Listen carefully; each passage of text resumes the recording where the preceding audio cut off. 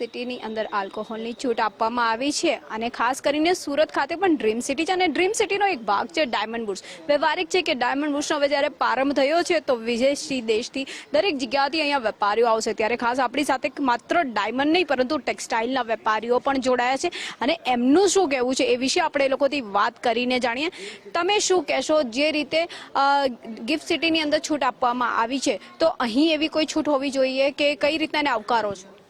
જરૂર હોવી જોઈએ. જો અમદાવાદ ગિફ્ટ સિટીમાં આલ્કોહોલ કન્ઝ્યુમ કરવાની છૂટ આપવામાં આવી હોય તો સુરતમાં જે ડાયમંડ બુર્સ બનેલું છે, જે દુનિયા નંબર 1 અત્યારે બિલ્ડિંગ બનેલું છે, તો ડાયમંડના મોટા ભાગના જે બાયરો બોમ્બેમાં આવે છે એ બોમ્બે કરતાં એ સુરતને પહેલાં પ્રેફરન્સ આપશે જો એને આલ્કોહોલ કન્ઝ્યુમ કરવાની છૂટ આપવામાં આવશે તો. કારણ કે એ લોકો જનરલી અહીંયા આવવા માગતા નથી, કારણ કે એની નાઇટ લાઈફ સારી હોય છે બોમ્બેની. જો સુરતને એ બાજુ થોડું બી લઈ જવામાં આવે તો મારા હિસાબે ઘણો ફાયદો થાય. સુરત આમ તો મિની ભારત તરીકે ઓળખાય છે અને મિની ભારત એટલે ભારતભરના અન્ય દેશોના પણ લોકો સુરતમાં આવે છે. ટેક્સટાઇલ ક્ષેત્ર સાથે આપ સંકળાયેલા છો, શું કહેશો? જે હિસાબે ટેક્સટાઇલ ખૂબ આગળ વધી રહ્યું છે અને દુનિયામાં અલગ અલગ ભાગોમાં સુરતનું કપડું જાય છે, વેચાય છે.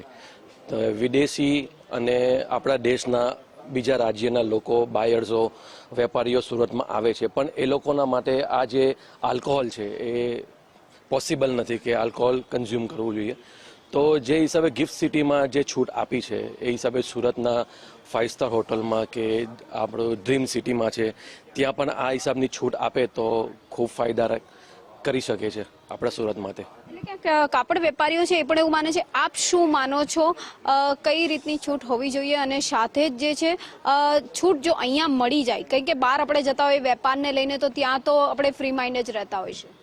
હા, અહીંયા ડ્રીમ સિટીમાં જો છૂટ મળે આ વસ્તુની, આલ્કોહોલની સ્પેશિયલી, તો ઘણા ફાયદા થશે. કેમ કે બહાર અમે સ્પેશિયલ રેગ્યુલરલી જતા હોઈએ તો નાઇટ લાઈફ અમારે આફ્ટર બિઝનેસ લાઈફમાં આ જ વસ્તુ હોય કે બધા ક્લાયન્ટ્સ પહેલાં આલ્કોહોલ પ્રેફરન્સ કરે કે એક ગ્લાસ પીએ કે આ કરીએ તે કરીએ.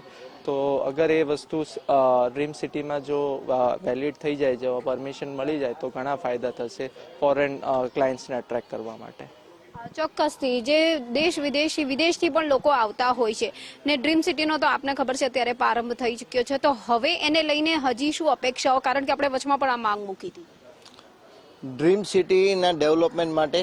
કારણ કે જે ગુજરાત સરકારનો આઈડિયા છે ડ્રીમ સિટીના ડેવલપમેન્ટ માટે કે અહીંયા જે પ્રમાણે સુરત ડાયમંડ બુર્સ ઇન્ટરનેશનલ કક્ષાનું ટ્રેડિંગ હબ બન્યું છે, આવા અલગ અલગ ઇન્ડસ્ટ્રી માટે અહીંયા આઈટી માટે બને, ટેક્સટાઇલ માટે બને, એજ્યુકેશન માટે બને, હેલ્થ માટે બને.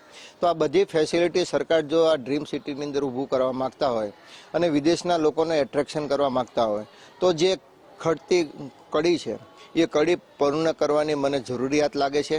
ખાસ કરીને 7 સ્ટાર અને 5 સ્ટાર હોટલના ઘણા માલિકો ડ્રીમ સિટીની અંદર પોતે હોટલ ચાલુ કરવા માટે પણ માગે છે. ગુજરાત સરકાર પહેલેથી અમને બાંહેધરી આપે કે જે પ્રમાણે ગિફ્ટ સિટીની અંદર અમે પરમિશન આપી છે એ જ પ્રમાણે તમને હોટલોની અંદર અમે પરમિશન આપશું.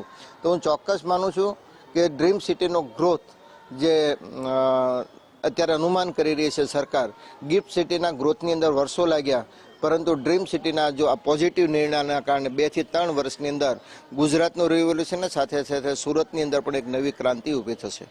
એટલે ક્યાંક વેપારને પણ વેગ મળશે અને સરકારનો જે આ નિર્ણય છે એને પણ જે છે ખાસ કરીને અન્ય જે વેપારીઓ છે આપણે એમનેથી પણ વાત કરીએ. આપ શું માનો છો? રિયલ એસ્ટેટને લઈને આપ પણ બીજી જગ્યાએ જતા હશો અને ત્યાંથી પણ લોકો સુરત આવતા હશે, શું માનો?